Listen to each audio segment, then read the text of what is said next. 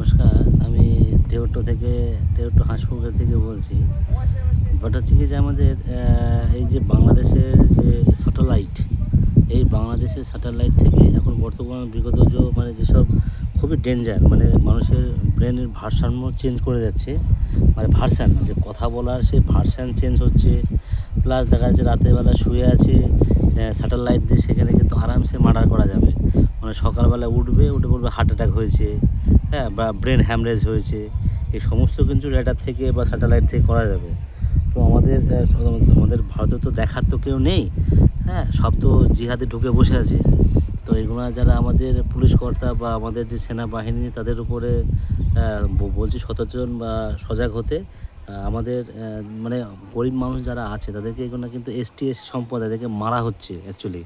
Satellite এবং যে সমস্ত টিনের ঘর যারা আছে, নমশূদ্র যারা টিনের ঘরে বসবাস করে, তাদের ইলেকট্রিক মিটারে এত রেডিয়েশন, মানে তাদের টিকাই মুশকিল হবে। তো ওই যে 60-70 বছরে মারা যাবে। তো এইভাবে করে কিন্তু আমাদের হিন্দুরা আস্তে আস্তে শেষ হয়ে যাচ্ছে। এগুলো দেখার তো কেউ নেই আমাদের ওয়েস্ট বেঙ্গলে।